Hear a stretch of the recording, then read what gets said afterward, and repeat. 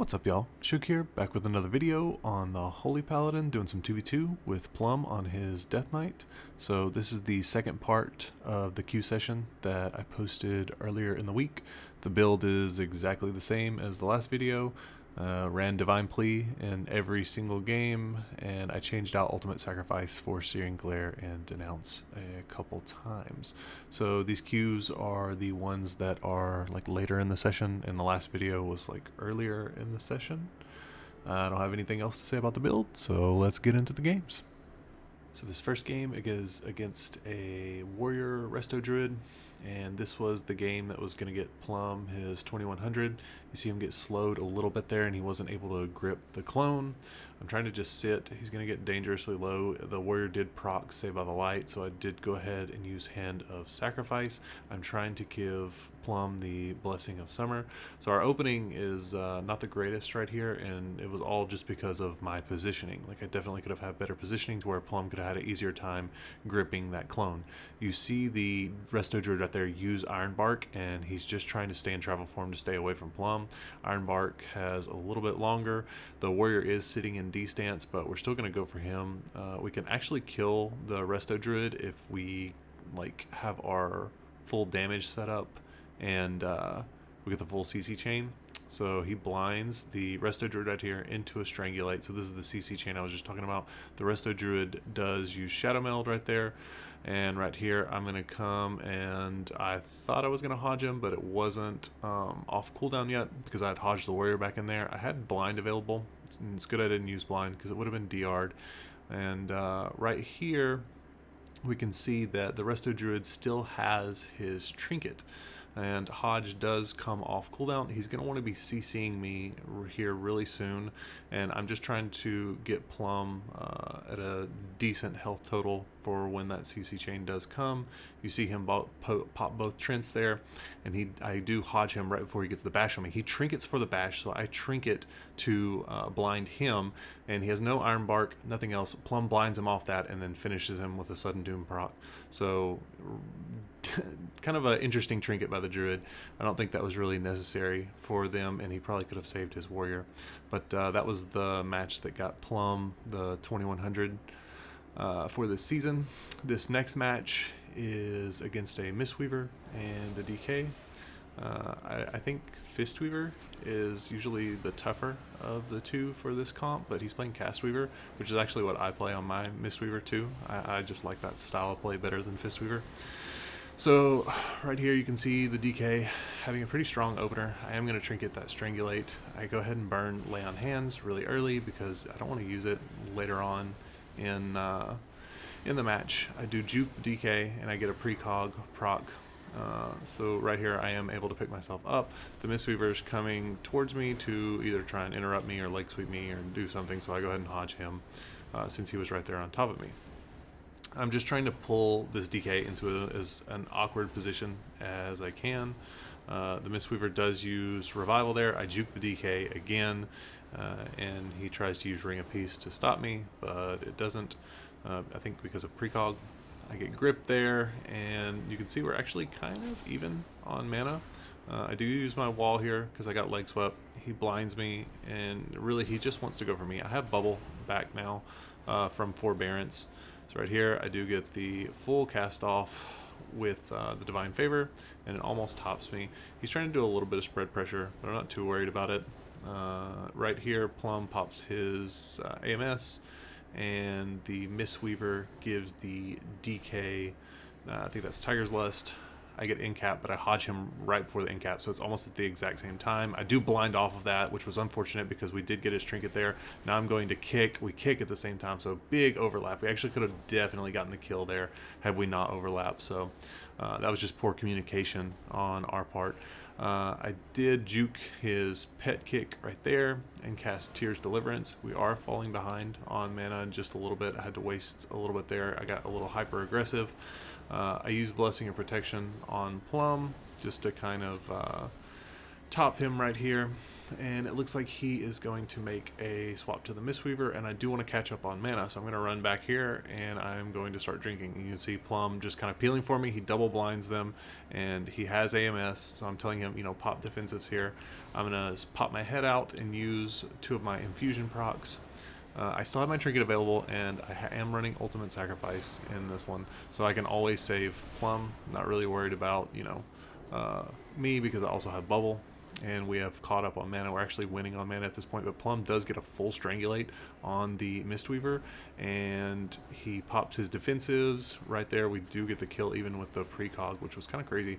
And right here, the DK does strangulate me, so I'll go ahead and trinket and pop Hand of Sacrifice just to be safe. And he got the interrupt on me with the pet kick, but we're 100% okay. So kind of an interesting match on that one. We could have won it a lot sooner if we hadn't overlapped. So this next match is against a Marksman Hunter and a Resto Druid. So this comp actually we had a really good win rate against this comp, and the nerf to plate in arena kind of hurt us a little bit, but we still have a good win rate. And right here you can see poor positioning on my part. I should have moved further out to the center of the map. Just because Plum could have gripped that clone. Like, we really want to disrupt their openers versus Druids, because that's what they're going to do every single time. He stuns me here before I can get to the Resto Druid, so that was a good heads-up play by the Hunter. I don't have Hand of Sacrifice now for this trap, but we are getting a lot of pressure. I do go ahead and give Plum freedom, just so he doesn't get slowed and he can get out of that route a little bit. It looks like the Druid's wanting to clone Plum there, or he's trying to bait an interrupt. And I give Plum freedom again because he does get rooted. So right here I can choose whether to use Blessing of Protection, because I know he's coming to stun me and I know they want to CC me here, and it was probably worth the Blessing of Protection in hindsight instead of burning my trinket. You know, the only downside to that is if the Hunter gets lucky. Oh, see, yeah, right there, I go ahead and use Blessing of Protection anyway, so definitely, you know, that was a wasted trinket at that point, and we had an overlap on the stun. I actually remember that I was calling out the stun, and Plum stunned him because he thought I was CC'd, so kind of an unfortunate overlap there. But I am gonna do a little bit of a drink here. I have Hand of Sacrifice back available, and I've kind of caught up with the Druid's mana. I also have the Blessing of Winter coming up. This is a full trap, and right here I'm gonna get cloned off of it. Plum wasn't able to stop it. I do have bubble available, and we have Hand of Sacrifice, so if anything I can always bubble and then sack him at the last second. And I am running Ultimate Sack versus Hunter because it's a big kind of burst class, and they do have immunities with the clone, and sometimes, you know, Hunters will run Diamond Dice. I'm going to run over here, cast Tears Deliverance, and we have Barrier of Faith available. So we've kind of goofed with some of our cooldowns on this one. We had the overlap with the Blessing Protection and my Trinket, which we didn't want to do. I do get trapped here. Off the Druid stun. He's going to try and clone me. I don't think Plum could stop that one. I don't know if he was rooted or just not in the position to, or if he didn't have grip. I'm going to get cloned again, and we have another Blessing of Protection, which I am going to have to burn here. So we don't have many outs left after that second Blessing of Protection. That's kind of where it gets scary. That's why you don't want to overlap your Trinket with Blessing of Protection. You want to be able to pick them up with one or the other. So now we do have Trinket back available. But we have Bubble and Trinket, and we have Hand of Sacrifice. So again, now we're kind of back in that situation where we can save Plum, but we don't have that Blessing of Protection. It might have been worth using Trinket right there had Plum not stunned the Hunter, but he stunned him, so it stopped a lot of damage. And right here I'm just trying to make my way towards the Druid. I want him to think that I'm doing something here. And I'm not sure if the Hunter could have interrupted me there. I think he had it. So I sacked this clone, so neither one of us are going to be taking any damage because it's Ultimate Sacrifice. Unfortunately, right here, I can't do anything about that one. Plum is taking reduced damage. You can see that buff on him that will cause him to take reduced damage. The Druid, it looked like he might have cast Tranquility there. I'm not sure. And we're already at 51% damaging, so this is where it's going to get really, really scary. I do give Plum the second Blessing of Summer, and you can see he's going to start doing a bunch more damage. The Hunter knows it, and so he goes ahead and sacks himself. We do get the Strangulate off. We have Blind available, but I am silenced, and really, honestly, I should probably go ahead and Blind right here, or Bubble, just because we have the kill. There we go, and I do go for the Blind. and the hunter is actually still alive. So he got the iron bark off. The druid is not running dispel protection, which is good because we don't have an offensive dispel.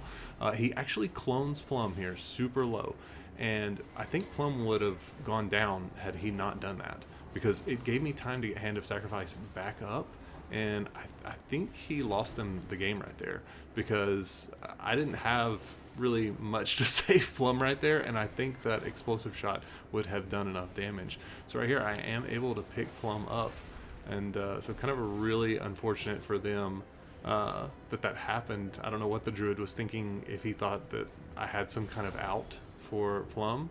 So Plum does get the double blind, and right here we're at, now it's almost 60% dampening. The druid is just trying to play super offensive. I'm trying to play offensive as I can. I do get silenced, and I use Barrier of Faith here, and it looks like we're going to take the hunter down at the last second. So really sloppy game, but I think that the druid did save Plum from dying in that one, so kind of crazy. But yeah, anyways, these games were taken at like rank 31 if you're watching this in the future, and I think Plum's rank was like rank 60 or something like that. So yeah, hope you guys enjoyed these. If you're new here, be sure to subscribe, drop a like, all that jazz. It helps me out a ton, and I will see you guys in the next one. Peace.